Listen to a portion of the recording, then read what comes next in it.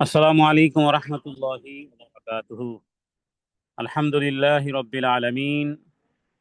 নাহমাদুহু ওয়া নুসাল্লি আলা রাসূলিহিল কারীম নাবিয়্যিনা মুহাম্মাদিন ওয়া আলা আলিহি ওয়া আসহাবিহি আজমাইন ওয়া মান তাবিআহুম বিইহসানিন ইলা ইয়াউমিদ্দিন, আম্মা বা'দ। শুরু হচ্ছে তাওহীদ ভিত্তিক আলোচনা। আল্লাহ তাআলার শুকরিয়া আদায় করতেছি যে আল্লাহ তাআলা সুস্থতার সাথে, হায়াতে তাইয়্যিবার সাথে আল্লাহ তাআলা যেই সুস্থতা দিয়েছেন, যেই দিল আর দিমাগ দিয়েছেন, এগুলোকে রবের সন্তুষ্টির জন্য কিছু সময় আল্লাহ তাআলার পরিচয় এবং রাসূলুল্লাহ সাল্লাল্লাহু আলাইহি ওয়াসাল্লামকে আল্লাহ তাআলা রহমাতুল লিল আলামিন হিসেবে এই দুনিয়াতে পাঠিয়েছেন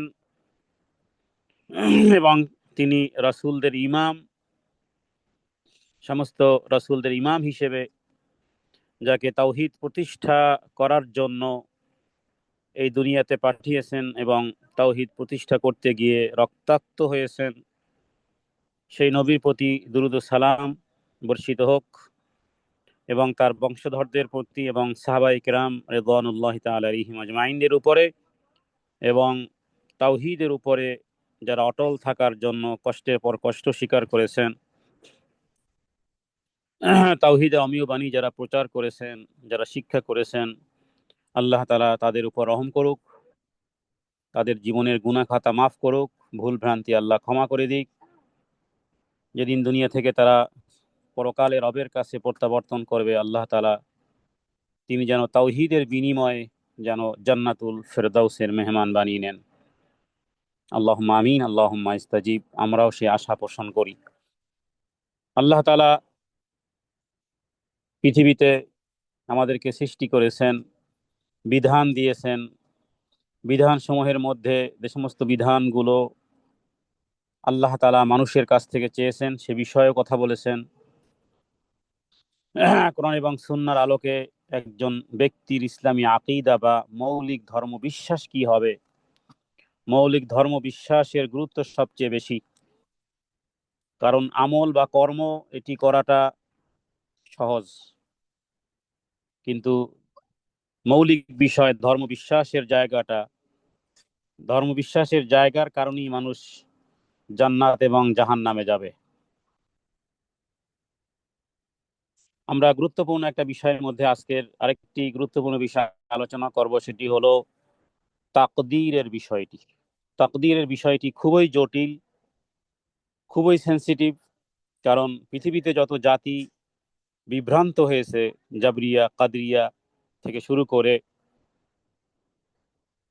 জাহমিয়া, শিয়া বলেন, সুন্নি বলেন, বেদাতি বলেন, মাজারপন্থী বলেন, কাদিয়ানি বলেন, চিশতিয়া, মুজাদ্দিদিয়া, নকশবন্দিয়া, আরো যত নাম আপনারা আমরা গাউসিয়া জানি অথবা জানি না, পৃথিবীর বিভিন্ন দেশে ঠিক এইভাবে করে বিভিন্ন নামে পৃথিবীর বিভিন্ন দেশে মুসলিমদের মধ্যেই এই জাতীয় বিষয়গুলো আছে। এর মধ্য থেকে সত্যিকার অর্থে কোন মানহাজটি, কোন ধর্মীয় মৌলিক বিশ্বাসটি মানুষকে নাজাতের দিকে নিয়ে যাবে, আমরা কোরআন এবং সুন্নাহ অনুযায়ী দালিলিকভাবে কোনো ব্যক্তি বা কোনো আলেমের সুনির্দিষ্ট কোনো বই কিতাবের শুধুই রেফারেন্স নয়, বরং কোরআন এবং বিশুদ্ধ সুন্নার আলোকে সে বিষয়টি উপস্থাপন ইচ্ছা পোষণ করতেছি বিইজনিল্লাহ।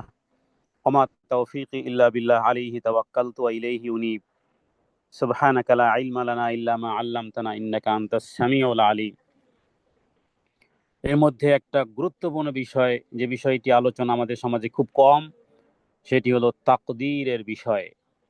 আমরা জানি, বিল কদরি খাইরিহি ওয়া শাররিহি, কদরি খাইরিহি ওয়া শাররিহি, তাকদীরের ভালো এবং মন্দের প্রতি বিশ্বাস রাখা। দেখুন তাকদীরটা কি, আসলে তাকদীরের প্রতি বিশ্বাস রাখা মানে রবের ফায়সালার প্রতি বিশ্বাস রাখা। তাকদীরের ফায়সালা মানে কদর, কদর, কদা বা কদর মানে কি? কদা বা কদর হলো আল্লাহ তাআলার ফায়সালা। তাহলে আল্লাহ তাআলার একটা ফায়সালা আপনার আমার জন্য আল্লাহ তাআলা নির্ধারণ করে রেখেছেন, যেটাকে আমরা বাংলাতে বলি ভাগ্যের প্রতি ঈমান আনা, ভাগ্যের ভালো মন্দের প্রতি ঈমান আনা। ইবনে ওমর রাদিয়াল্লাহু তাআলা আনহু তিনি আল্লাহ তাআলার নামে কসম করে বলেছেন যে কসম সেই সত্তার যার হাতে ইবনে ওমরের জীবন। ইবনে ওমরকে ওমর রাদিয়াল্লাহু তাআলা আনহুর ছেলে। তিনি বলেছেন যে তাকদীরের অস্বীকারীদের কারো কাছ থেকে কেউ যদি অহুদ পাহাড় পরিমাণ স্বর্ণ ওই ব্যক্তির আয়ত্তাধীন থাকে, কোনো ব্যক্তি মনে করুন যে এই পরিমাণ সম্পদ, যে অহুদ পাহাড়টি যদি স্বর্ণ দ্বারা পরিপূর্ণ হয়ে যায়, ওটাও সে কিনতে পারবে। পৃথিবীর বড় বড় যারা আহ, ধনকুপ আছে, হ্যাঁ, বিল গেটসের নাম সবার আগে আসে। এই পরিমাণ টাকা পয়সা, যে অহুদ পাহাড়টা যদি স্বর্ণ দিয়ে পূর্ণ হয়, এটাও টাকা পয়সা দিয়ে খরিদ করে নিতে পারবে। তো এবং সেটা যদি খরিদ করে, আর সেটিও যদি আল্লাহ তাআলার রাস্তায় ফি সাবিলিল্লাহ, আল্লাহর রাস্তায় দান করে দেয়, ইবনে ওমর রাদিয়াল্লাহু তাআলা আনহু তিনি বলতেছেন ততক্ষণ পর্যন্ত আল্লাহ তাআলা তার সেই দানকে কবুল করবেন না, যতক্ষণ পর্যন্ত না সে তাকদীরের প্রতি ঈমান না আনে। হুম তাকদীরের প্রতি ঈমান যদি যেভাবে আনতে হবে সেইভাবে যদি আপনি না আনেন, আপনি হয়তোবা বলবেন আমি মুসলিম, আমি আমি 5 ওয়াক্ত প্র্যাকটিসিং মুসলিম, 5 ওয়াক্ত সালাত আদায় করি, সালাত, সিয়াম, জাকাত, হজ, ওমরা, দান, সাদাকা, কোন জিনিস নেই আমার মধ্যে? সব জিনিস আছে আমার মধ্যে।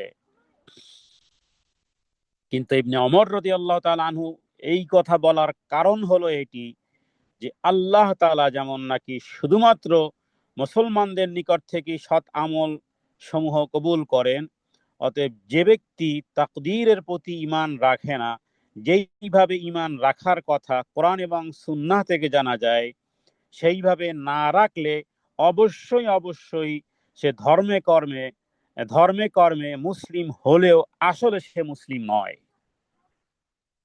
কারণ মুসলমান ব্যতীত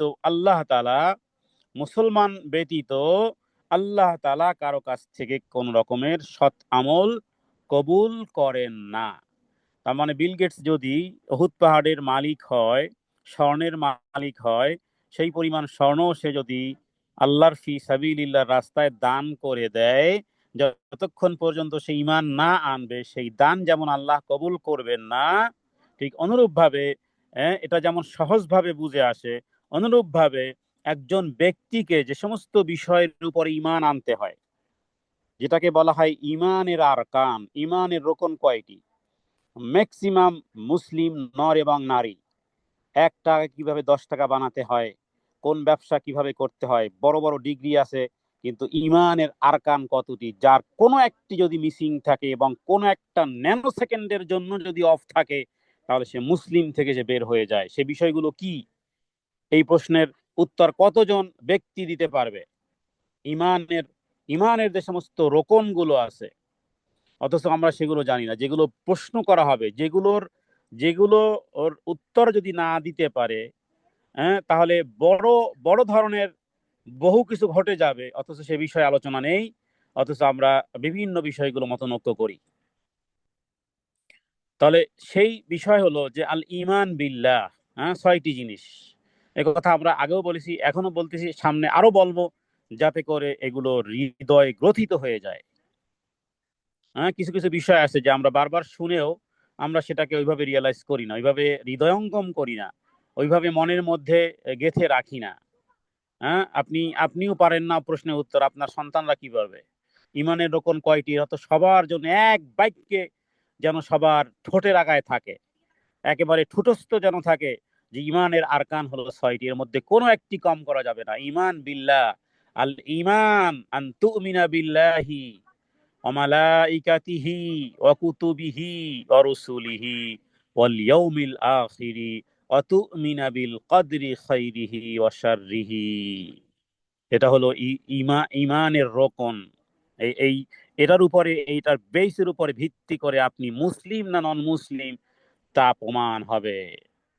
তাহলে আমি মুসলিম, আমাকে কেউ যদি হিন্দুর বাচ্চা বলে তাহলে গায়ে লাগবে, আমাকে যদি কেউ বিধর্মীর বাচ্চা বলে তাহলে গায়ে লাগবে, তুই মুসলমানই না যদি এটা বলে তাহলে গায়ে লাগবে। তাহলে এবার তাহলে বলো, তুমি যদি মুসলিম হিসেবে দাবি করো তাহলে তুমি বলো মুসলিম হওয়ার শর্ত শারাইত ইমানের রোকন কয়টি। যখন এই প্রশ্ন করা হবে তখন আর আর কিছু না। অনেকে তো নবীজির নামও বলতে পারে না, যে তোমার নবী কে, তোমার ধর্মের নাম কি, হ্যাঁ, তোমার ধর্মের নাম কি তাই তো জানে না।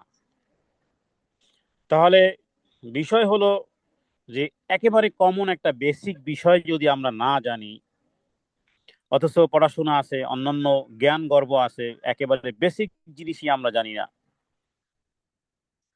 এটা দুঃখ করা ছাড়া আর কিছুই এই মুহূর্তে বলা সম্ভব হচ্ছে না। তাহলে আল্লাহ তাআলা, কোনো ব্যক্তি যদি অহুদ পাহাড় পরিমাণ স্বর্ণও থাকে আর আল্লাহর রাস্তায় দান করে দেয়, ততক্ষণ পর্যন্ত আল্লাহ তাআলা গ্রহণ করবেন না যতক্ষণ পর্যন্ত তাকদীরের এই সমস্ত বিষয়ের প্রতি ঈমান আনয়ন না করে। আমরা যারা প্র্যাকটিস মুসলিম দাবি করি, আপনি আমি যারা ঈমান জানি, হ্যাঁ, ফেরেশতাদের প্রতি ঈমান রাখি, কিতাব সময়ের প্রতি রাখি, রাসূলের প্রতি রাখি, পরকালের প্রতি বিশ্বাস রেখে দৈনন্দিন জীবনযাপন করি, কিন্তু একটা জায়গাতে আমাদের চেয়েও, আমি আমার ব্যক্তিগতই বলি, হ্যাঁ, যে আমরা যতটা ধর্মকর্ম পালন করি এর চেয়ে বহু জাতি পূর্বে অতিবাহিত হয়ে গেছে যারা ধর্মে কর্মে আরো পাকা ছিল। তাদের রাত আর দিন, তাদের কোরআন তেলাওয়াত, তাদের অন্যান্য বিষয়গুলো চমৎকার থেকে চমৎকার। আপনারা অনলাইনে দেখবেন যে ইরানের ছেলে মেয়েদের কোরআনুল কারীমের তেলাওয়াত মাশাআল্লাহ, এবং কোরআনের রিসাইটেশন এবং কোরআনের বিভিন্ন প্রোগ্রাম ইত্যাদি বিভিন্ন বিষয়গুলো মানে তুলনামূলকভাবে মাশাআল্লাহ মাশাআল্লাহ বলার মতন। কিন্তু ইমানের কি অবস্থা, ইমানের কি অবস্থা, আল্লাহু আকবার। তো তাদের তাদের দিকে নয়, বরং আমরা আজকে নিজেদের দিকে অঙ্গুলি নির্দেশ করব যে আমরা এই বিল কদরি খাইরিহি ওয়া শাররিহির একটি সূক্ষ্ম একটি জায়গা, যেই জায়গাটি আজকের এই আলোচনার মাধ্যমে যেন আমরা মেরামত করতে পারি। তাহলে ইমান বলতে এটা বুঝায়, ইমানের রোকন বলতে ইমানের ফাউন্ডেশন যেই বিষয়ের উপরে, ইমান বলতে আপনার আমার ইমান আছে কি নেই এ কথা জানার জন্য এটা মনে প্রাণে বিশ্বাস করতে হবে যে তুমি এই কথা বিশ্বাস করবে যে আল্লাহ সুবহানাহু ওয়া তাআলার উপরে, তার সমস্ত ফেরেশতাদের উপরে, এবং যাবতীয় আসমানি গ্রন্থসমূহের উপরে, এবং আদম আলাইহিস সালাতু ওয়াস সালাম থেকে সর্বশেষ খাতামুন নবিয়্যিন রাহমাতুল্লিল আলামিন মুহাম্মদুর রাসূলুল্লাহ সাল্লাল্লাহু আলাইহি ওয়াসাল্লামের পর্যন্ত যত নবী এবং রাসূলগণ এসেছেন, এবং পরকালের প্রতি ঈমান, সেই সাথে সাথে সূক্ষ্ম যে বিষয়টি তাকদীরের ভালো এবং মন্দের প্রতি ঈমান স্থাপন, যতক্ষণ পর্যন্ত না করবে ততক্ষণ পর্যন্ত তুমি মুসলিম নয়। হাদিস সহিহ মুসলিমের। কারণ ইবনে ওমর রাদিয়াল্লাহু তাআলা আনহু তিনি এটাই বুঝিয়েছেন যে যে ব্যক্তি এই উহুদ পাহাড় পরিমাণ দান করলো কিন্তু ঈমানই রাখে না, সে মুসলিম নয়। যদিও সে উহুদ পাহাড় পরিমাণ স্বর্ণও দান করে, তার থেকে গ্রহণ করা হবে না। এবং তিনি তার সমর্থনে, এই ইবনে ওমর রাদিয়াল্লাহু তাআলা আনহুর কথাটা কি আসার, তিনি তার কথার সমর্থনে হাদিস থেকে রাসূলুল্লাহ সাল্লাল্লাহু আলাইহি ওয়াসাল্লামের হাদিস পেশ করেছেন। তাহলে তাকদীরের ভালো এবং মন্দ বলতে বান্দার স্বার্থে ভালো এবং মন্দের কথা বলা হয়েছে, যদিও আল্লাহ তাআলার কর্ম সবই ভালো, এখানে মন্দ কিছু নেই, এবং হিকমতের অন্তর্গত এবং অনুযায়ী। হ্যাঁ, কারো ফোড়া হয়েছে সেখানে, কারো কারো এই কি বলে এই অপারেশন প্রয়োজন, তো এটা এটা তার জন্য ব্যথার, এটা তার জন্য কষ্টের, কিন্তু আসলে কি এটা কি ব্যথার ফলাফল, কি ব্যথার কষ্টের, নাকি তাকে আরোগ্য লাভের? এই জন্য তকদিরের কদরি খাইরিহি অশাররিহি শব্দ যেটা আছে, খাইরিহি মানে ভালো, অশাররিহি মানে মন্দ, আসলে আল্লাহর সবই কাজ ভালো।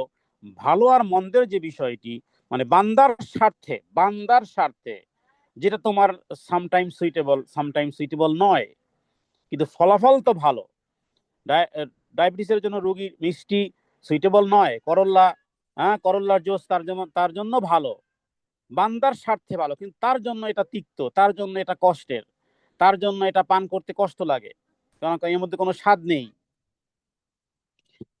তাহলে তাকদীরের ভালো এবং মন্দ বলতে বান্দার স্বার্থে ভালো মন্দের কথা বলা হয়েছে, কিন্তু আল্লাহ তাআলার কর্ম সবই ভালো এবং হিকমতের অন্তর্ভুক্ত অনুযায়ী।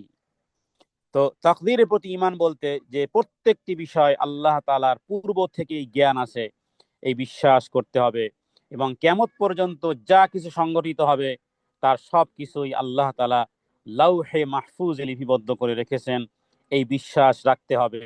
এই বিশ্বাস করতে হবে যে যা তিনি ইচ্ছা করেছেন তাই করতে পারেন, এবং তিনি বান্দার সমস্ত কর্মের তিনি স্রষ্টা, এটা বিশ্বাস করতে হবে। আল্লাহ তাআলা বলেছেন আল্লাহ তাআলা প্রত্যেক জিনিসই স্রষ্টা। কুল্লা ইয়াউমিন হুয়া ফি শাআন ফাবিআইয়ি আলাই রাব্বিকুমা তুকাযযিবান। হে জিন এবং ইনসান, কোন কোন জিনিস, কোন কোন আল্লাহ তাআলার কোন কোন জিনিসকে তোমরা অস্বীকার করবে?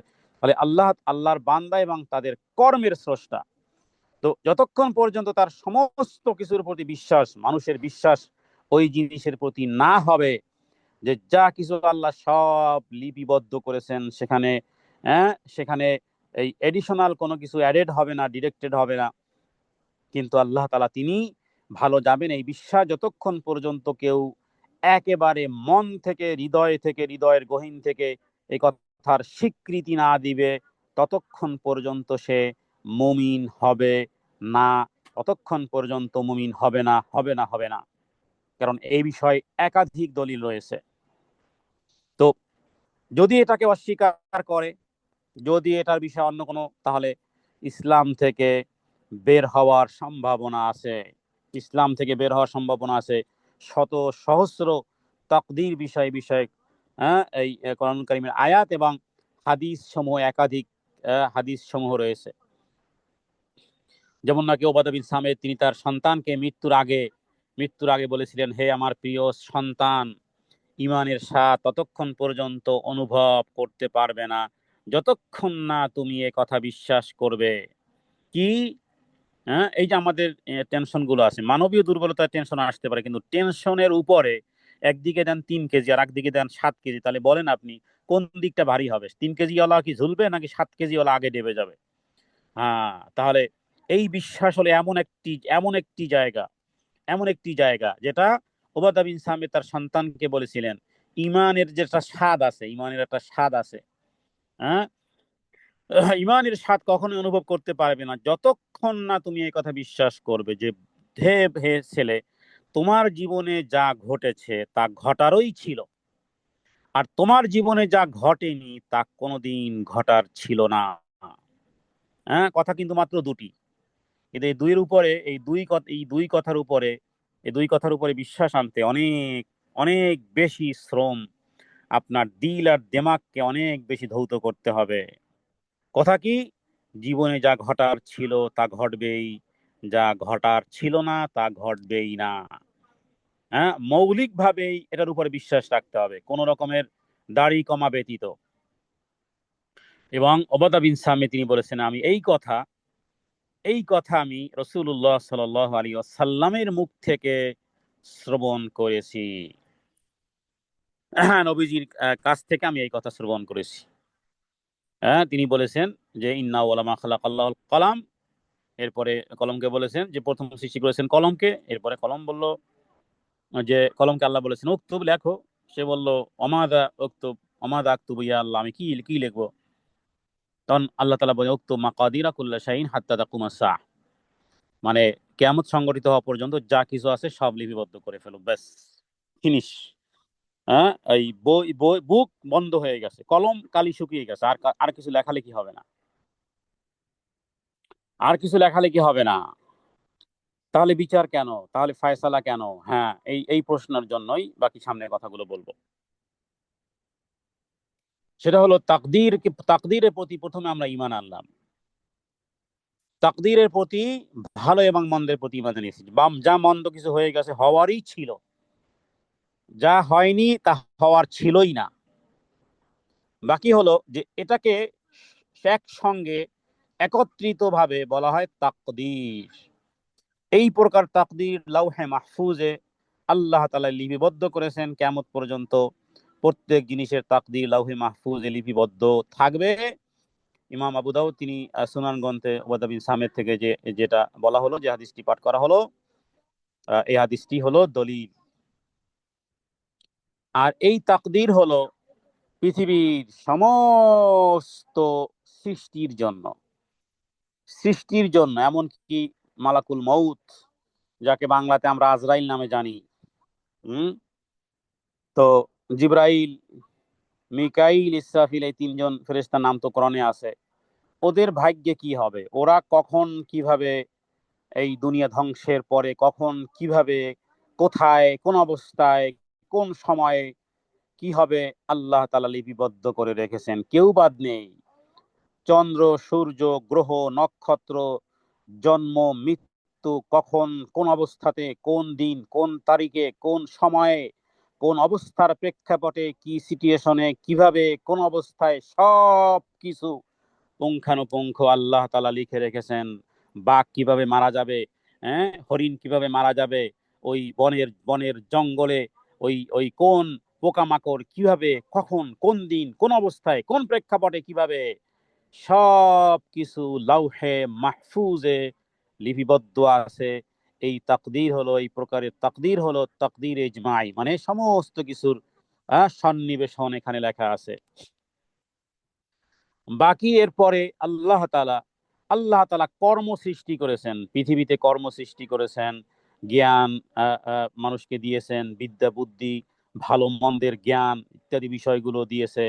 হ্যাঁ একটা ছোট বাচ্চাও সেও সেও আগুন, সেও ঠান্ডা, গরম ইত্যাদি প্রকোপ ইত্যাদি বিষয়গুলো সে জানে, সে বুঝতে পারে। তো সমস্ত কিছুকে, এই সমস্ত কিছুর উপরে যে তাকদীর, এটার উপরে বিশ্বাসের কথাই মূলত এই হাদিসের মধ্যে বলা হয়েছে। এরপরে হলো যে তাকদীরকে ওলামায়ে কেরামগণ কিছু ভাগ করেছেন।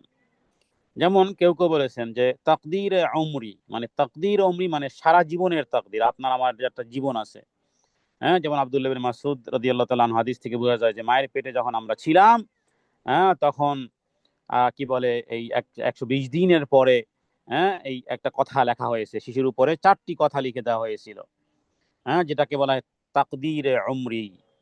যে তার রিজিক কি হবে, কি পরিমাণ রিজিক পাবে, তার বয়স কি পরিমাণ হবে, তার আমল কি রকমের হবে, তার হতভাগ্য হওয়া কিংবা সৌভাগ্য হওয়া ইত্যাদির যে কথাগুলো আল্লাহ তাআলা মায়ের পেটে থাকা অবস্থাতেই লিখে দিয়েছিলেন।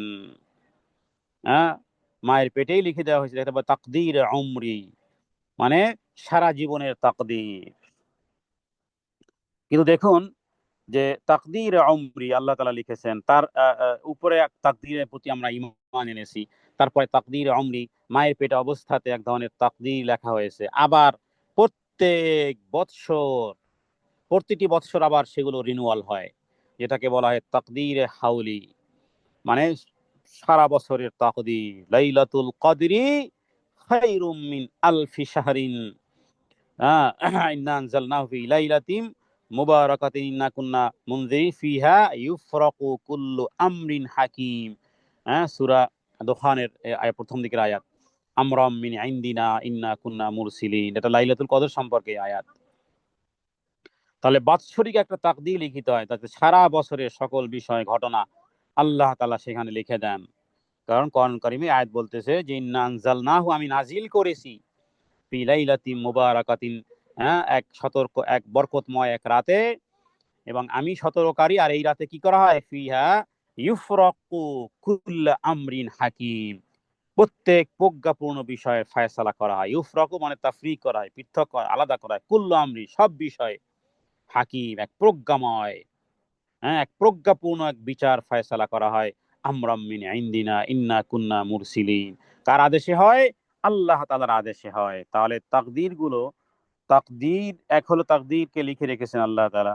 কেউ কেউ যদি বলে যে মায়ের পেটে তো সবই লেখা হয়েছে, যে সৌভাগ্যবান বা দুর্ভাগ্যবান, হতভাগা, হতভাগা হবে নাকি দুর্ভাগা হবে। তো যদি হতভাগা দুর্ভাগা যদি লেখা থাকে, তাহলে আল্লাহ তাআলা তোমাকে কর্মের কোনো ওই গাছের মতন ওইভাবে ইর মতন পাহাড়ের মতন ওইভাবে তোমাকে স্থির করে রাখতেন, তোমাকে ডানে বামে তাকানোর আর সেই সুযোগ আর তুমি পেতে না। তার মানে তুমি ডানে দেখবে না বাম দিকে, রাস্তার ডান দিকে হাঁটবে না বাম দিকে হাঁটবে, কি দেখবে না দেখবে, এই এই অপশনই থাকতো না, এই অপশন ডিলেট হয়ে যেত, এই অপশনই ডিলেট হয়ে যেত। এই অপশন আছে মানেই কি, মানেই হলো আল্লাহ তাআলা বলেছেন আল্লাযী খালাকাল মাউতা ওয়াল হায়াতা লিয়াবলুয়াকুম আইয়ুকুম আহসানু আমালান। দেখবো বান্দা, দেখবো বান্দা, যে তোমাকে তোমাকে দেখবো আমি, জীবন আর মরণের প্যাকেজ দিয়েছি, দেখবো আমি, লিয়াবলুয়াকুম পরীক্ষা করব তোমাদের মধ্যে কে উত্তম কর্ম সম্পাদনকারী। সূরা দুখানের এই আয়াত থেকে বোঝা যায়। এরপরে আরেকটি বিষয় হলো যে তাকদীরে ইয়াউমি, তাকদীরে ইয়াউমি, তাকদীরে ইয়াউমি দৈনন্দিন, দৈনন্দিন কিছু কর্মকাণ্ড আছে যে দৈনন্দিন তাকদীর, যেমন হায়াত, মৃত্যু, সম্মান, অপমান প্রতিদিন নির্ধারণ করা হয়। দৈনন্দিন তাকদীর সম্পর্কে আল্লাহ তাআলা বলেন কুল্লা ইয়াউমিন হুয়া ফি শাআন, হুয়া ফি শাআন। দিন যেমন কথার কথা, এই যে এই কুল্লা ইয়াউমি হুয়া ফি শাআন সূরা আর রহমানের আয়াত।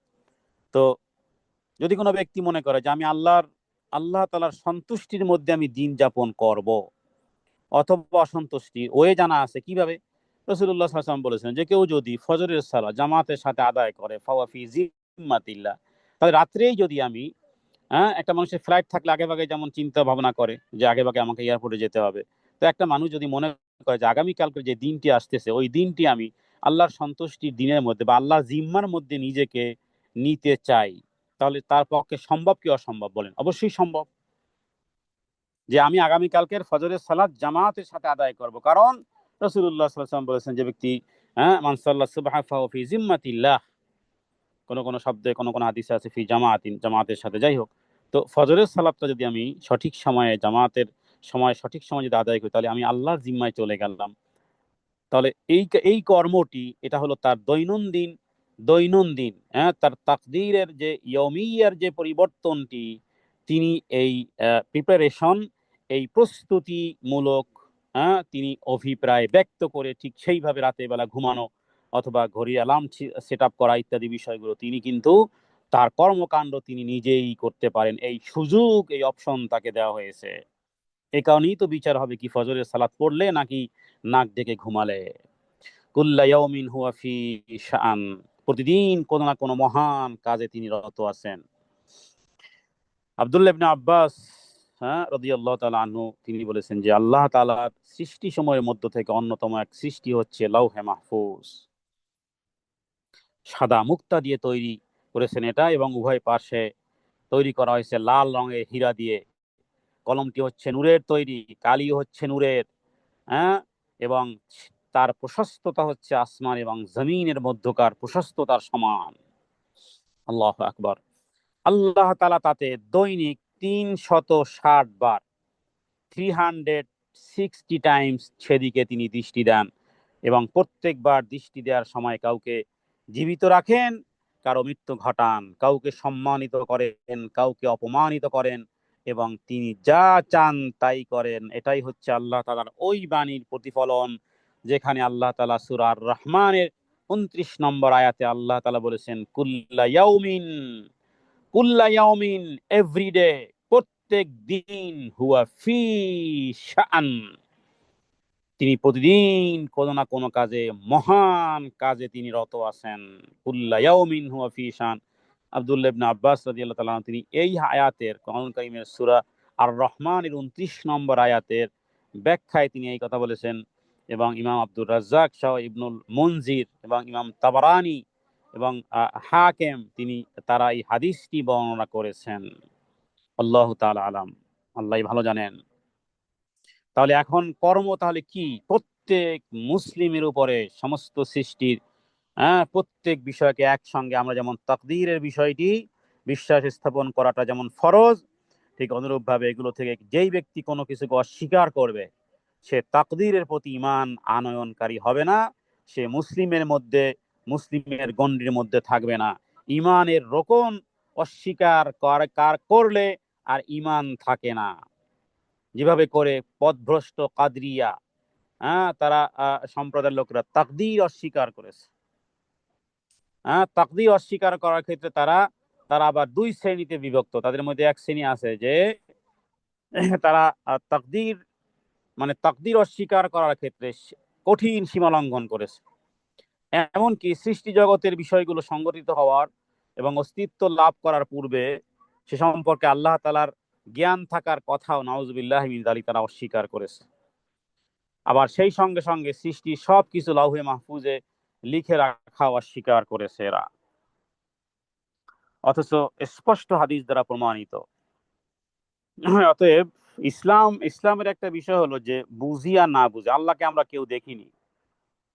এখন যদি কেউ বলে যে না দেখে কিভাবে বিশ্বাস করবো, তাহলে তো ওই বিভ্রান্ত যারা ধ্বংস হয়ে গেছে ওই জাতির মধ্যে অন্তর্ভুক্ত। কোরআন কারীমের প্রথমেই বলা হয়েছে, দেখো বেশি বেশি তোমার এই জ্ঞান বুদ্ধি বেশি দৌড়িয়ে লাভ নাই, কারণ কোরআন কারীমের প্রথম পেজ খোলো, দেখো কি লেখা আছে, তোমার বুদ্ধিকে ভোতা করে দিবে যেই জিনিস, সেটা হলো আল্লাযীনা ইউমিনুনা বিল গায়ব।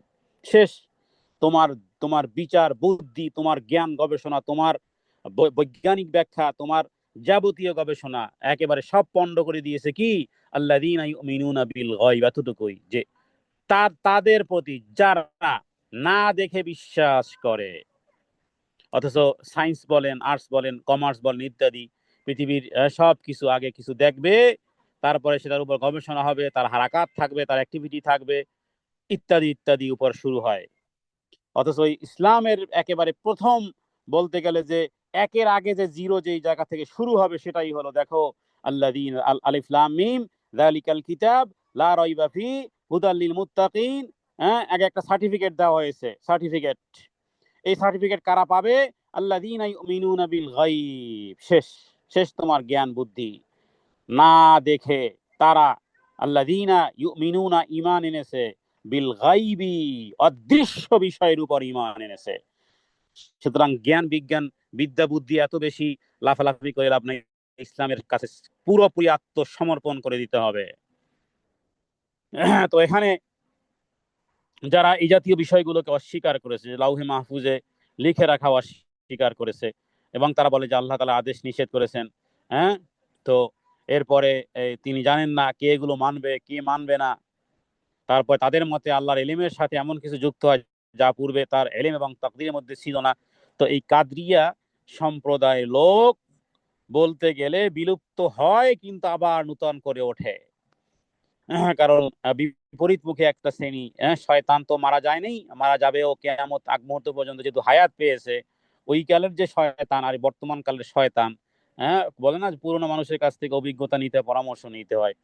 তো শয়তান তো আর মারা যায়নি, শয়তান তো থাকবে ইলা ইয়াউমি ইউবাসুন পর্যন্ত, যুগে যুগে বিভিন্ন নামে বিভিন্ন বিভিন্ন সূরাতে বিভিন্ন শেকেলে আসবে এবং মানুষকে বিভ্রান্ত করবে।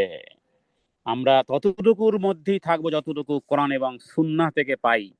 এর বাইরে ওই রকমের কোনো কথা কোনো আলেমের বলার সাধ্যও নেই আর বলার অধিকারও নেই। রাসূলুল্লাহ সাল্লাল্লাহু আলাইহি ওয়াসাল্লামের ছিল না, আলেমদের কোত্থেকে থাকবে? তাহলে আমরা এই কাদরিয়ার কথা না হয় বাদ দিলাম। মূলত বিষয় হলো যে এই তাকদীরের প্রতি ঈমানের মধ্যে কোনো রকমের কমতি এবং ঘাটতি নয়, বরং কোরআনুল কারীম থেকে আল্লাহ তাআলা বলেছেন লিমান শাআ মিনকুম আইয়াস্তাকিম ওমা তাশাউনা ইল্লা আইয়াশা আল্লাহু রাব্বুল আলামিন। তোমাদের মধ্যে যে সরল পথে চলতে চায় তার জন্য এই কোরআন উপদেশ। লিমান শাআ মিনকুম, কেউ যদি চায় যে আমি সঠিক সরল সহজ পথ আল্লাহর পছন্দনীয় মতে আর পথে চলবো, লিমান শাআ মিনকুম, কি আছে তোমাদের মধ্যে চায় আইয়াস্তাকিম, সরল পথে সঠিক পথে চলতে চায়, সঠিক পথের দিশা যে পেতে চায় কোরআন থেকে, আল্লাহ বলেন তাহলে শুনে রাখো বিশ্বজাহানের প্রতিপালক ওমা তাশাউনা ইল্লা আইয়াশা আল্লাহু রাব্বুল আলামিন, বিশ্বজাহানের প্রতিপালক আল্লাহ সুবহানাহু ওয়া তাআলার ইচ্ছার বাইরে তোমরা কোনোই ইচ্ছা করতে পারো না। আল্লাহর ইচ্ছার বাইরে সূরাতুত তাকবীরের মধ্যে আল্লাহ বলেছেন। তাহলে আল্লাহ তাআলা কথা যে সরল পথে যে চলতে চায়, এর দ্বারা আর একটা বিভ্রান্ত জাতি আছে জাবরিয়া। এদের প্রতিবাদ করা হয়েছে।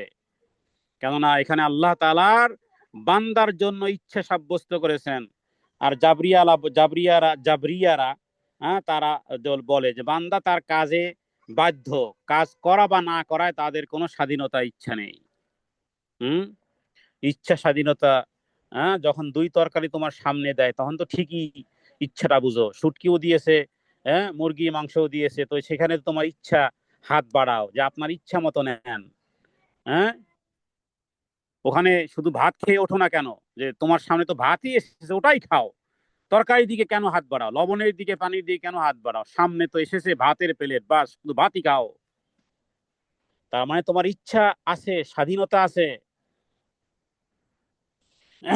তো এই জাতীয় বিভিন্ন এই বাতিল ফেরকার খণ্ডন করা হয়েছে আয়াত দ্বারা। তো কদা এবং কদরের ব্যাপারে আহলে সুন্নাত ওয়াল জামাআতের মাযহাব হলো যে তারা তাকদীর অস্বীকারী কাদরিয়া, মুতাজিলা, কোন এই রকমের তাদের মতন এরকমের ঢিলামি বা শৈথল্য প্রদর্শন, আবার জাবরিয়াদের ন্যায় যে তাকদীর সাব্যস্ত করার ক্ষেত্রে কোনো বাড়াবাড়ি আমরা করব না। উম্মতের সালাফ এবং ইমামদের মাযহাব হলো তারা সবাই বলেছেন সকল প্রকার সৎ কাজ এবং পাপাচার এবং কুফরি এবং ফিতনা ফাসাদ আল্লাহর ফায়সালা ও নির্ধারণ অনুযায়ী হয়ে থাকে। তাদের বিশ্বাস হলো যে আল্লাহ ব্যতীত আর কোনো সত্য কোনো মাবুদ নেই। তিনি বান্দা এবং তাদের সমস্ত কর্মের স্রষ্টা। তারা ভালো মন্দ বা উৎকৃষ্ট বা নিকৃষ্ট যা কিছু করে তারও স্রষ্টা। তবে বান্দা তার কাজে সম্পূর্ণরূপে বাধ্য নয়, বরং সে কাজ করার ক্ষমতা রাখে। আল্লাহ তাআলা তাকে ইচ্ছা দিয়েছেন এবং তা সম্পন্নকারী বটে। এবং এই মত শাইখুল ইসলাম ইমাম ইবনে তাইমিয়া রাহিমাহুল্লাহ, আল্লাহ ইয়ারহামহু, তিনিও একই কথা বলেছেন যে সমস্ত কাজ কর্ম আনুগত্য এবং পাপাচার বান্দার দ্বারা হয়ে থাকে। তার মানে বান্দার দ্বারা তা প্রতিষ্ঠিত হয় এবং তার ইচ্ছা ও ক্ষমতা দ্বারা অর্জিত হয়। তাহলে বান্দার কাজ কর্ম দ্বারা তাকে এটার দায় দায়িত্ব তারই, বান্দাই সেটা চালু করে এবং এগুলোর হুকুম হাকাম তার দিকেই প্রত্যাবর্তন করবে। আর বান্দার কাজ কর্মগুলো আল্লাহর পক্ষ থেকে হয় এই অর্থে যে বান্দার মধ্যে তিনি তা সৃষ্টি করেছেন, বান্দার কাজ হিসেবে তাকে নির্ধারণ করেছেন এবং তার উপার্জন হিসেবে স্থির করেছেন। যেমন নাকি সমস্ত উপায় উপকরণ কাজকর্ম এবং তার ফলাফল তিনি সৃষ্টি করেছেন। তো আল্লাহর পক্ষ থেকে বান্দার কাজকর্ম হয় মানে তিনি তার স্রষ্টা, আর বান্দার পক্ষ থেকে তা হয় তার মানে বান্দার শক্তি দ্বারা যেহেতু তা সম্পন্ন হয়েছে, অর্জিত হয়েছে, সুতরাং তাই বান্দার কাজকে তার সাথে প্রতিষ্ঠিত করা হয়েছে। যেমনটি আমরা বলি যে এই ফলটি অমুক গাছের, তো এই ফসল অমুক জমিন থেকে, তো বা এই এই এই আমটি অমুক গাছের। তো এই কথার অর্থ কি যে অমুক গাছ বা অমুক জমিন থেকে উৎপন্ন হয়েছে, অনুরূপভাবে এগুলো আল্লাহর পক্ষ থেকেও। কারণ ওই গাছের কি ক্ষমতা ছিল যদি ওই গাছে ওই আম ধরানো, আম গাছে আম ধরানো, জাম গাছে জাম ধরানো, হ্যাঁ কি বলে লেবু গাছে লেবু ধরানো ইত্যাদি, এগুলো কার হুকুমে হয়েছে? আল্লাহ তাআলার হুকুমে হয়েছে। কিন্তু আমরা বলি যে আমার 3টি গাছের মধ্যে এই এই আমের গাছটি বা এই আমগুলো বেশি মিষ্টি, কারণ এই আমগুলো ওই গাছের, তার মানে অমুক গাছ থেকে এটা উৎপন্ন হয়েছে। আবার এটাও যেটা আল্লাহর পক্ষ থেকেই। হ্যাঁ এই গাছের আম একই 3টি গাছ, কিন্তু দেখা যায় যে একটি গাছের আম মিষ্টি, একটি গাছের আম টক ইত্যাদি। তো এগুলো আর একদিকে অর্থ হলো যে এগুলো আল্লাহ সৃষ্টি করেছেন। এই উভয় কথার মধ্যে কোনো বৈপরীত্য নেই, কোনো আলাদা কোনো কিছু নেই। তো আহলে সুন্নাত ওয়াল জামাআতের এই আকীদা এবং বিশ্বাস যে আল্লাহ তাআলা বান্দার ক্ষমতা, ইচ্ছা এবং কাজকর্ম সৃষ্টি করেন, বান্দা প্রকৃতপক্ষে তার কাজকর্ম সম্পাদনকারী এবং সে এটার উদ্বোধনকারী। আল্লাহ তাআলা তাকে তার কর্ম সম্পাদন করা এবং উদ্বোধনকারী বানিয়েছেন, এবং আল্লাহ তাআলা এটাই বলেছেন, আমা তাশাউনা ইল্লা আইয়াশা আল্লাহু রাব্বুল আলামিন, বিশ্বজাহানের প্রতিপালক আল্লাহর ইচ্ছার বাইরে তোমরা কোনো ইচ্ছাই করতে পারবে না। আল্লাহ তাআলা এখানে বান্দার ইচ্ছা সাব্যস্ত করেছেন এবং আমাদেরকে সংবাদ দিয়েছেন যে বান্দার ইচ্ছা আল্লাহ তাআলার ইচ্ছা ব্যতীত কার্যকর হয় না। এখন যদি কেউ আরেকটু উদাহরণ দিতে তাহলে আরো বেশি বুঝে আসবে যে একজন ব্যক্তি ন্যায় এবং অন্যায় করে, উভয়টা করার ক্ষেত্রে আল্লাহ তাআলা তাকে স্বাধীনতা দিয়েছেন, শক্তি দিয়েছেন, কিন্তু একটা জায়গাতে আল্লাহর সন্তুষ্টি আছে আর একটি জায়গাতে আল্লাহর অসন্তুষ্টি আছে। বিবাহের মাধ্যমে স্বামী স্ত্রী বিষয়গুলো আল্লাহর সন্তুষ্টির মধ্যে থাকে, আবার একই বেশি বিবাহ বহির্ভূত হলে সেখানে আল্লাহর অসন্তুষ্টি থাকে। কিন্তু একটা খারাপ কাজ করতে হলেও যে শক্তি আর সামর্থ্য যেগুলো প্রয়োজন আল্লাহ তাআলা মানুষকে ইনপুট করে দিয়ে দিয়েছেন, এবং সে ইচ্ছা করলে এটা করতে পারে। কিন্তু ভালোর নিসবত করতে হবে আল্লাহ তাআলার দিকে, খারাপের নিসবত করতে হবে নিজের দিকে এবং শয়তানের দিকে। তো এই বিষয়গুলোই পূর্বের যে সমস্ত বিভ্রান্ত জাতিগুলো তারা এইভাবে বিভ্রান্ত হয়েছে। তো এরপরে এই আয়াতের মধ্যে আমরা পড়লাম, এই হাদিসের মধ্যে, যে আল্লাহ তাআলা সৃষ্টি করেছেন সবার আগে কি কলম, এবং কলমের মাধ্যমে আল্লাহ তাআলা কিয়ামত পর্যন্ত যা কিছু আছে সব তিনি লিপিবদ্ধ করেছেন। তো এখানে তাকদীরের বিষয়টি, ওবাদা বিন সামিতের হাদিসের অর্থ হলো যে তাকদীরের সবকিছু লেখা হয়ে গেছে। তাকদীরের প্রতি ঈমানের এই বিষয় হলো যে মানুষের কার্যাবলী সম্পাদন করার ক্ষেত্রে বাধ্য নয়, বরং তার স্বাধীনতা রয়েছে। বাধ্য পৃথিবীতে কিছু কিছু আল্লাহ তাআলা সৃষ্টি জীব রেখেছেন যেগুলো যেগুলো তারা বাধ্য, যেমন ফেরেশতারাও বাধ্যের মধ্যে। ফেরেশতাদের তিল পরিমাণ এদিক সেদিক করার কোনো ক্ষমতা তাদেরকে আল্লাহ তাআলা দেননি, যাকে যেইভাবে আল্লাহ তাআলা দিয়ে রেখেছেন, যাকে যেই কাজে। ইসরাফিল সিংহায় ফু দেওয়ার জন্য হাতে সিংহা নিয়ে মাথা ঝুঁকিয়ে বসে আছে, ওইভাবেই আছে, স্টিল ওইভাবে আছে। বহু ফেরেশতাদেরকে আল্লাহ তাআলা রুকু এবং সেজদা ইত্যাদি বিভিন্ন কাজে একেবারে স্টিল তাকে যেভাবে আল্লাহ তাআলা নির্দেশ করেছেন, ফালুনা মা ইউমারুন, বাধ্য। কিন্তু আপনি আমি বাধ্য নয়, ইচ্ছা করলে মসজিদের দিকেও যেতে পারবো, ইচ্ছা করলে খারাপ রাস্তার দিকেও যেতে পারবো। তো স্বাধীনতা আল্লাহ দিয়েছেন, তো এবং এই অনুযায়ী ইচ্ছা মতো আমরা ভালো এবং মন্দ কাজ করতে পারবো। আজকে যদি আপনি বলেন যে আমি এখনই আমার যা কিছু আছে এর থেকে আমি আমি আল্লাহ রাস্তায় কিছু দান করব, সেটা আপনার পক্ষে সম্ভব। আবার যদি বলেন যে না, আমি 6 মাস আমি কিছু দান করব না, এখনই আমি ভালো কিছু কাজ করব, এখনই আমি এতিমের মাথায় হাত বুলাবো, এখনই আমার আল্লাহ রাস্তায় দান করব, এখনই আমি 2 রাকাত সালাত আদায় করব, এখনই আমি তাসবিহ তাহলিল আদায় করব, হ্যাঁ, অথবা এখনই আমি এখন টিভি সিরিয়াল দেখতে বসে যাব, এখনই আমি ফেসবুকে ইউটিউবে ঢুকবো, এখন আমার যা খুশি তাই দেখবো, অথবা এখনই আমি কোরআন তেলাওয়াত করতে বসে যাব। হ্যাঁ, ইচ্ছা মতো ভালো এবং মন্দ করার ক্ষমতা আল্লাহ তাআলা স্বাধীনতা দিয়েছেন। এই স্বাধীনতা চলবে যতদিন পর্যন্ত মৃত্যু এসে উপস্থিত না হয়, স্বাধীনতাও কেড়ে নেওয়া হবে। হ্যাঁ, দৈনন্দিন তোমাকে নেকি কাজের আদেশ, গুনাহ থেকে বাঁচার নির্দেশের জন্য নবী আর রাসূলগণ দিন আর রাত কোরআন এবং সুন্নাহ আলেম ওলামারা দিন রাত বলে যাচ্ছেন। বাধ্য করা হয়নি। বাধ্যই যদি হতো তাহলে নির্দেশ দেওয়ার কি প্রয়োজন ছিল বলেন? হ্যাঁ, আপনি নির্দেশ কাকে দিবেন? বাধ্য যদি হয়, রিমোট কন্ট্রোলের মতো যদি হয়, তা আপনি ওকে তো আর আপনি বলবেন না যে তুমি কি এটা করবে। আপনি রিমোট কন্ট্রোল ঘুরাবেন, আপনি সুইচ টিপবেন, আপনি আপনার মতো করে চালাবেন। তো আপনি নির্দেশ তো দেওয়ার প্রয়োজন হয় না, নির্দেশের থাকে না। বাধ্য হলে নির্দেশ দেওয়ার প্রয়োজন হয় না। তো এটা হলো আরেকটি বিষয়, যে আল্লাহ তাআলা কলমকে যে নির্দেশ দিয়েছেন, আল্লাহ তাআলা কলমকে বলেছেন লেখো। এই হাদিস দ্বারা লেখার গুরুত্ব প্রমাণিত হয়। নিশ্চয়ই সর্বপ্রথম আল্লাহ তাআলা সৃষ্টি করেছেন কলম, এবং ওলামাদের মতামত হলো যে আল্লাহ তাআলা যখন কলম সৃষ্টি করেছেন তখন তাকে এই কথা বলেছেন এমন নয় যে বা আল্লাহ তাআলা সর্বপ্রথম কলমের সৃষ্টি করেছেন, কেননা তার প্রথম সৃষ্টি আরশ।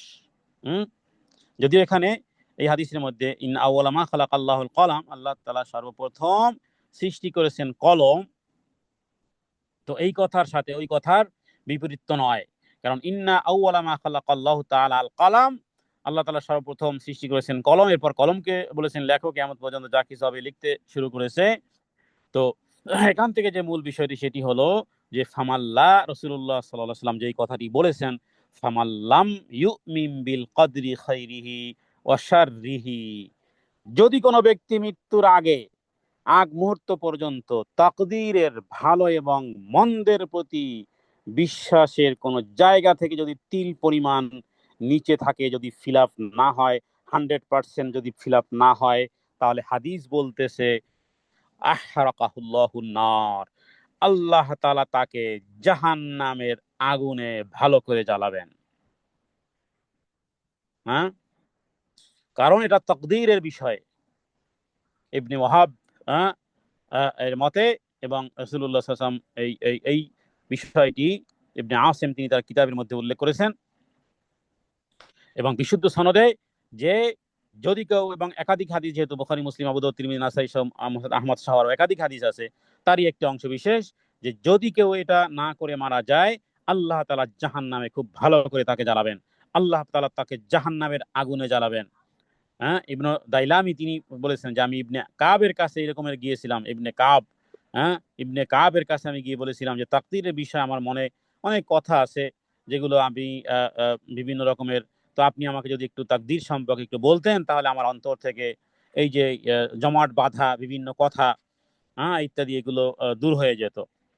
তখন তিনি ওই হাদিসটি উল্লেখ করেছেন, যেটি উবাদা বিন সামিত তিনি বলেছিলেন, ওমর রাদিয়াল্লাহু তাআলা তিনি বলেছেন একই কথা, যে তুমি যদি উহুদ পাহাড় পরিমাণ স্বর্ণ আল্লাহর রাস্তায় দান করো, আল্লাহ তাআলা তোমার সেই দান কবুল করবেন না যতক্ষণ না তুমি এই তাকদীর বিশ্বাস করবে, জেনে রাখবে তোমার জীবনে যা ঘটেছে কখনো তা ব্যতিক্রম হতো না, আর তোমার জীবনে যা ঘটেনি তা কোনোদিন তোমার জন্য ঘটার ছিল না।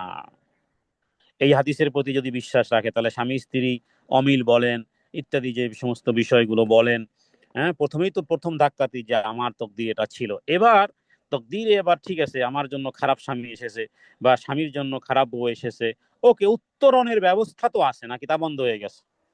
উত্তরণের ব্যবস্থা কি? ফকিহদের কাছে জিজ্ঞেস করে নাও, উত্তরণের ব্যবস্থা কি? হাহুতাশ করে লাভ নেই, একে অপরকে দোষারোপ করে লাভ নেই, বাবাকে দোষ দিয়ে লাভ নাই, বাবা কি করেছিল, কে আমাকে এরকম বিবাহ কেনই বা দিল, কেনই বা কেনই বা কেনই বা কেনই বা কেন, অথবা শুধু কেন কেন, এই কেন কেনর গান বন্ধ করতে হবে, কেনই বা কথা উত্তর না দিয়ে, বরং আমার তাকদীর এটা ছিল, হওয়ারই ছিল, হয়ে গেছে, তবে এখান থেকে উত্তরণের কি উপায়? কারণ যখন একটা অনাকাঙ্ক্ষিত একটা বিষয় আসে, তখন তার জন্য আরেকটি আরেকটি সুন্দর ওপিনিয়ন, আরেকটি বিউটিফুল ওপিনিয়ন তার জন্য অপেক্ষারত থাকে।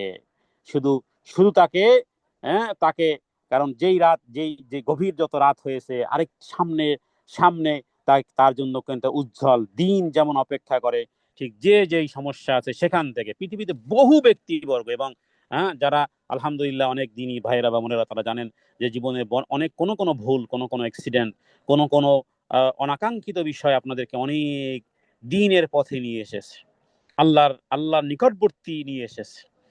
আপনার মতন অহংকারী পৃথিবীতে আর কেউ থাকতো না, কিন্তু এমন জীবনে আপনার এমন কিছু ঘটে গেছে জীবনে, আপনার অহংকারকে চূর্ণ বিচূর্ণ করে দিচ্ছে। তা না হলে আপনার মতন অহংকারী আর কেউ থাকতো না।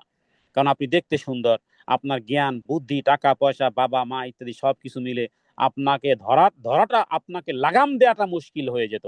কিন্তু আপনার জীবনে এমন একটা জায়গাতে আপনি ধরা খেয়েছেন, এমন একটা জায়গাতে আপনি ধরা খেয়েছেন, কিসের অহংকার, সব গুঁড়ো বালি হয়ে গেছে। পরাজিত সৈনিকের মতন, হ্যাঁ, একেবারে অস্ত্র হারিয়েছেন, শরীরের রত হারিয়েছেন, শক্তিও হারিয়েছেন, হ্যাঁ, সব কিছু হারিয়ে একেবারেই একেবারেই আত্মসমর্পণ হয়ে গেছেন, এবং যেটা কল্যাণ থেকে কল্যাণ নিয়ে এসেছে, কল্যাণ থেকে কল্যাণ নিয়ে এসেছে। তবে কিছু ব্যক্তিবর্গ আছে যারা যারা বিভ্রান্ত হয়ে আছে, কারণ এই সমস্ত জায়গাতে সঠিক দিনের সঠিক জ্ঞান না থাকলে যা হয়, শয়তান শয়তান শয়তান তো আর বসে নেই, আমরা না হয় গাফেল থাকি, আমরা না হয় ঘুমাই, শয়তান তো আর ঘুমায়ও না, শয়তান আর গাফেলও থাকে না।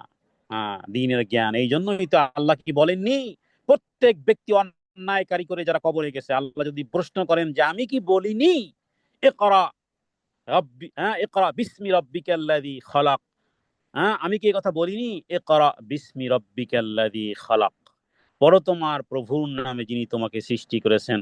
কত কিছুই তো পড়েছো, আরে তোমার জীবনের সমস্যার সমাধান তো সব এক জায়গাতেই সমাধান ছিল। আমি তো প্রায় বলি যে যারা বিভিন্ন সমস্যার সমাধানে আলেম ওলামাও খুঁজে পান না, জীবনে অনেক গোপন প্রশ্ন হয়তোবা কোনো আলেমকে বলতেও পারেন না, এক্সপ্লেইনও করতে পারেন না, কিচ্ছু লাগবে না, শুধু রাসূলুল্লাহ সাল্লাল্লাহু আলাইহি সাল্লামের জীবনীটা পড়েন, ব্যাস, এতটুকুই এনাফ, যথেষ্ট।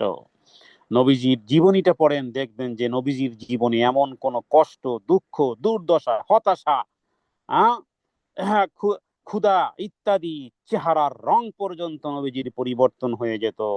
ঘরে শত্রু, বাইরে শত্রু, মক্কায় শত্রু, মদিনায় শত্রু, নবীজির জীবনীটাই পড়ে নেন, দেখবেন যে সমস্যার সমাধান আপনি নিজেই পেয়ে যাবেন। তাহলে দিনের জ্ঞান, দিনের জ্ঞান অর্জন করা, ইসলামী আকীদা এবং মৌলিক ধর্ম বিশ্বাস, হ্যাঁ যদি আপনি না জানেন কি শিখেছেন, আপনি কি শিখেছেন ভিতরে ভিতরে আপনি, হ্যাঁ, হয়তো বিভিন্ন এই বিশ্ববিদ্যালয়ের সার্টিফিকেটের কথা বলবেন, হ্যাঁ, বিভিন্ন দেশ ভ্রমণের কথা বলবেন, টাকা পয়সার কথা বলবেন, শিক্ষা দীক্ষার কথা বলবেন, দুনিয়া তো চলে, কিন্তু দুনিয়ার বাতি অফ হয়ে গেলে এমন এক জীবন শুরু হবে সেখানে কোনো বাতি নেই। নূরুহুম ইয়াসআ বাইনা আইদিহিম ওয়া বিআইমানিহিম ইয়াকুলুনা রব্বানা আতমিম লানা নূরানা ওয়াগফির লানা। হ্যাঁ, এই কথা কারা বলবে? হ্যাঁ, ওদেরকে বলা হবে যাও পিছনে ফিরে যাও, পিছনে নূর ওখান থেকে নাও, নূর ওখান থেকে, দুনিয়ার জীবনেই নূর নিতে হবে। আপনি যেই নূর নিয়েছেন এই নূর দুনিয়ার জীবন বাস।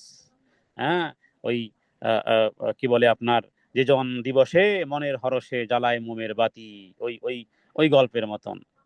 হ্যাঁ, মোমও শেষ, বাতিও শেষ, দিনের বেলা জ্বালিয়েই শেষ করে ফেলেছেন, রাতের বেলা এবার অন্ধকার। একটি দিন আর রাত, হ্যাঁ, যদি যদি ওখানে রাখা হতো তাহলে রাতের বেলা আলো পেতেন, চক্ষু বন্ধ হলেই আর একটা জীবন শুরু হবে, সেখানে নূর কোথায় পাবেন? তো আল্লাহ তালা কি বলেননি? প্রত্যেক মা বাবা কি জানে না যে আল্লাহ তালা স্পষ্ট করে বলেছেন, পড়ো তোমার প্রভুর নামে যিনি তোমাকে সৃষ্টি করেছেন। হ্যাঁ, কয়েক কয় লাইন পড়েছি বলেন? 2-4 লাইন কেউ পড়ালেও বা এই ব্যাপারে আগ্রহ থাকে না।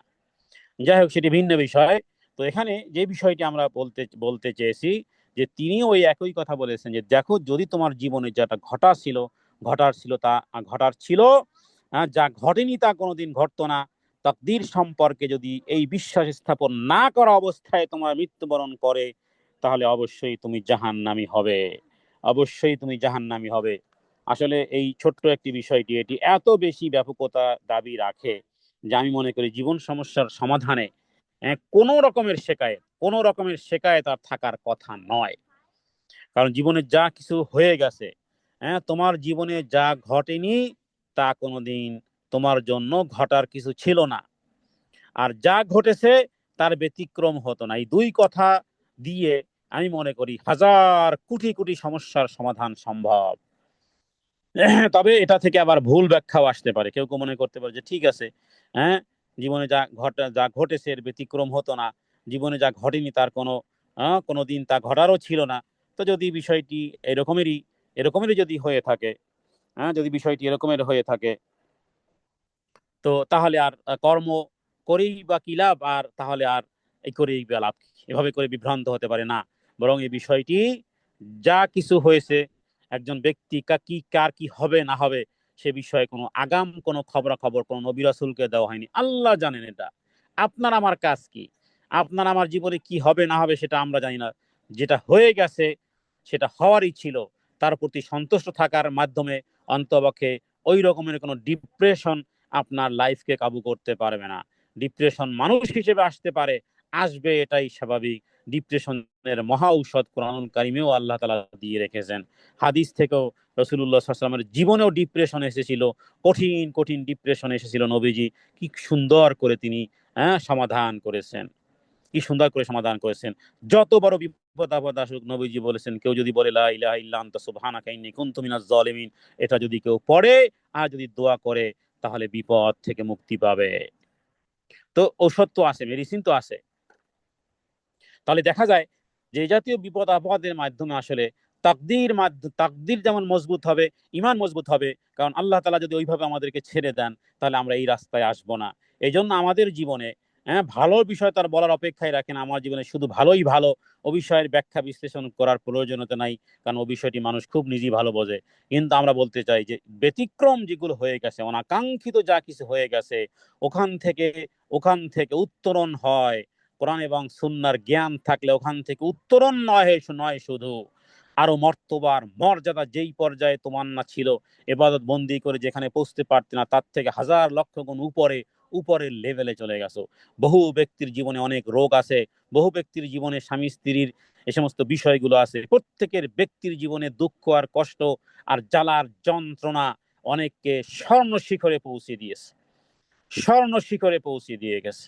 হ্যাঁ, এ ব্যাপারে আপনি একটু একটু যদি এই সমস্ত বিষয়গুলো ভাবেন, শয়তান ভাবতে দেয় না আসলে, এগুলো ভাবার মাধ্যমে রবের শুকরিয়া আদায়, রবের প্রতি কৃতজ্ঞতা আদায় হয়, তাকদীরের প্রতি ঈমানও হয়, যে আমার জীবনে এই ঘটনা না ঘটলে হয়তোবা আমি এখানে আসতে পারতাম না, আমি হয়তোবা, হ্যাঁ, দিনের এই কাছাকাছি আসতে পারতাম না, হয়তোবা ওই সারা গরুর মতন, হ্যাঁ, ওই যে জঙ্গলে যে সমস্ত এই মুক্ত প্রাণী বা যেদিকে যেমন তেমন যেমন খুশি তেমন জীবন যাপন করে, চতুষ্পদ জানোয়ারের মতন ওই রকমের জীবনযাপন না, বরং ঘরোয়া জীবনযাপন, একটা সুন্দর একটা জীবনযাপন, রবের সন্তুষ্টিমূলক জীবনযাপনের পিছনে প্রত্যেকে দুঃখ আর কষ্ট আর জ্বালার যন্ত্রণা আছে, এগুলোকে আল্লাহ তাআলা তিনি পরিবর্ধন করে তিনি তার কাছে আসার সুযোগ করে দিয়েছেন।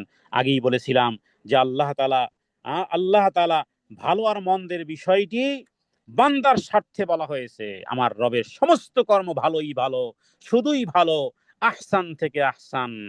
আমার রব, হ্যাঁ, আমার রব যা কিছু করেন সব শুধু ভালোই আর ভালো। যদিও বুঝে আসে না, যদিও বুঝে আসে না, বান্দার স্বার্থে ভালো আর মন্দের কথা বলা হয়েছে, কারণ বান্দা অনেক জিনিস আছে অশাররিহি, তোমার কাছে অপছন্দনীয়, তোমার কাছে কষ্টকর মনে হবে। তাতে যদি কারো নিজের সন্তানও মারা যায়, এটা কে বরদাস্ত করতে পারে? মানুষ, আমরা রক্ত মাংসে মানুষ, দুঃখ লাগবে, কষ্ট লাগবে, হতাশা আসবে ইত্যাদি। কিন্তু প্রত্যেকটি জিনিসকে যদি, প্রত্যেকটা জিনিস যেহেতু রবের, যা করেন সেটা রবের ফায়সালা, যেমন আমরা ঠেকাতে পারবো না, এবং আল্লাহ তাআলার সমস্ত কর্ম ভালো এবং হেকমতের অন্তর্গত অনুযায়ী, অতএব এটা আমার জন্য কল্যাণ, এটা আমার জন্য কল্যাণ। সূরা কাহফের মধ্যে ঘটনার দিকে শুধু ইঙ্গিত করে আলোচনা শেষ করব। সেটি হলো যে খেলতেছে বাচ্চা, বিকেল বেলা, হ্যাঁ, খিজির ডাক দিলেন, এরপরে হত্যা করে ফেললেন। মুসা আলাইহিস সালাম বললেন, হায় হায়, কি করলেন আপনি? আকাতালতা নাফসান যাকিয়াতাম বিগাইরি নাফসিন লাকাদ জিতা শাইয়ান নুকরা ক্বালা আলাম আকুল লাকা ইন্নাকা লান তাসতাতিয়া মাইয়া সাবরা। হ্যাঁ মুসা, আগেই বলেছিলাম ধৈর্য ধারণ করতে পারো না, শুধু প্রশ্ন করো। হ্যাঁ, আর মুসা আলাইহিস সালাম বলে, কি করলেন আপনি? এটা একটা বাচ্চা, একটা বাচ্চাকে আপনি ডাক দিলেন, আর এভাবে করে আকাতালতা নাফসান জাকিয়া, এরকমের একটা পবিত্র, নিষ্পাপ একটা শিশুকে ডাকলেন আর হত্যা করে ফেললেন, এটা কোনো কাজ হলো? এরপরে এরপরে ধৈর্য ধারণ করতে পারেন, এরপরে যখন তাকে বিতা অবিরি মা লাম তাস্তাতি আলাইহি সাবরা, যখন তাকে বিস্তারিত বলা হলো, তখন বুঝে আসলো যে এই হত্যা, যদিও এটা অন্য কারোর জন্য আল্লাহর হুকুম তার হয়েছে, এবং সেই জ্ঞান আল্লাহ তাআলা তাকে দিয়েছিলেন, যেই জ্ঞান মুসা আলাইহিস সালামকে দেননি। তো বিষয় হলো যে যেহেতু জানা নেই, আল্লাহ তাআলা কি করেছেন তার মাধ্যমে ওই বাবা মার ইমান আকিদাকেও বাঁচিয়েছেন, সন্তানও দিয়েছেন। ইমান আকিদার পথেও চলা সম্ভব হয়েছে, আল্লাহর নিকটবর্তী হওয়াও সম্ভব হয়েছে, কারণ যেই সন্তানটি বেড়ে উঠেছিল সেই সন্তানের প্রতি অধিক ভালোবাসার কারণে সন্তানও দিন থেকে বিমুখ, আর সেই কারণে মা বাবা বিমুখ। তাহলে বলেন, লাভটা কার? লাভ কার? লাভ তো ওই মানুষেরই লাভ। অতএব আমরা জানি না কতটুকু বুঝাতে পেরেছি। তাহলে মনে রাখতে হবে যে ইমানের ব্যাপারে বুঝে আসুক আর না বুঝে আসুক, এটা ইমান রাখতে হবে। ফামাল্লাম ইউমিন বিল কদরি, যদি কোনো ব্যক্তি তাকদীরের ভালো এবং মন্দের প্রতি যদি বিশ্বাস না রাখে, আর যদি এমত অবস্থায় মারা যায়, আহরাকাহুল্লাহুন নার, আল্লাহ তাআলা তাকে জাহান্নামের আগুনে জ্বালাবেন। কারণ তুমি রবের ফায়সালায় সন্তুষ্ট ছিলে না। আরে রব কোনো বাবা মা যাদের কাছে দ্বীনের জ্ঞান আছে, আল্লাহ তাআলা যাদেরকে বিদ্যা বুদ্ধি দিয়েছেন, কোনো বাবা মা স্বাভাবিকভাবেই কোনো সন্তানের অমঙ্গল চায় না। আর রব্বে কারীম তিনি কিভাবে চাইবেন বান্দার অমঙ্গল? বান্দার জন্য যা কিছু করা হয়েছে সবই মঙ্গল, সবই তার জন্য উত্তম থেকে উত্তম, কিন্তু বান্দার বুঝে আসে নাই। আর ওই অবস্থাতেই তাকদীরের একটু এদিক সেদিক, একটু মন্দ প্রভাবের কারণে সে নিজের প্রতি বিতৃষ্ণা, তারপরে বিভিন্ন জনে, তার মানে তুমি রবের ফায়সালার প্রতি তুমি ছিলে বিতৃষ্ণাকারী। এবার তুমিই বলো তোমার শাস্তি কি হতে পারে? হাদিসে রাসূলুল্লাহ সাল্লাল্লাহু আলাইহি ওয়াসাল্লাম জানিয়ে দিয়েছেন, আহরাকাহুল্লাহু বিন্নার, আল্লাহ তাআলা তাকে জাহান্নামের আগুনে জ্বালাবেন। কারণ রবের ফায়সালায় তুমি সন্তুষ্ট ছিলে না। রবের ফায়সালায় তুমি সন্তুষ্ট ছিলে না। এই জন্য সর্বশেষ কথা হলো যে আমরা রবের ফায়সালায় যেন সন্তুষ্ট থাকি। শেকায়েত যদি আসে, তাও যেন রবকে বলি যে রব, আমি তো জানি না এর মধ্যে কি কল্যাণ আছে, তুমিই জানো। অনেক সময় আসছে যে এর মধ্যে রাগের মাথা বলি, কি আছে এর মধ্যে কল্যাণ? বুঝে আসে এরই আবার কিছুদিন পরে বুঝে আসে যে আসলে ওর মধ্যে ছিল। আমরা মানুষ, আমরা দুর্বল, খুলিকাল ইনসানু দাঈফা। অতএব জাতীয় কথা যদি বলে ফেলি, আমরা তওবা করি আল্লাহ তাআলার কাছে যে হে আল্লাহ, মনের অজান্তে, অজ্ঞতার কারণে যদি এমন কোনো কথা বলে থাকি যে কথায় আমার তাকদীরকে ক্ষতবিক্ষত করেছে, যার কারণে তোমার ফায়সালায় সন্তুষ্ট হতে পারিনি, অথবা নিজেকে, অথবা অন্যকে আরো বিভিন্নভাবে গালমন্দ করেছি, না বুঝে করেছি, রব্বে করিমের কাছে আজকের এই মজলিসের মাধ্যমে প্রার্থনা করি, হে আল্লাহ, আমাদের জীবনের পিছনে যা কিছু হয়ে গেছে, হে আল্লাহ, খারাপের নেসবত তোমার দিকে নয়, খারাপের নেসবত আমার দিকে, এবং শয়তানের দিকে, ভালো নেসবত শুধুই তোমার দিকে।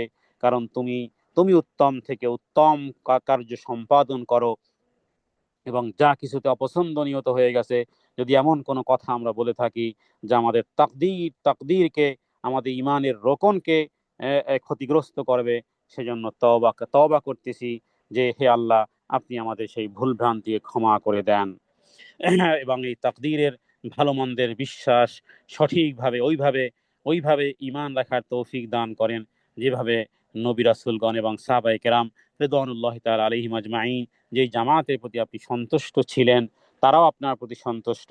হে আল্লাহ, আমাদেরকেও তাদের অন্তর্ভুক্ত করেন।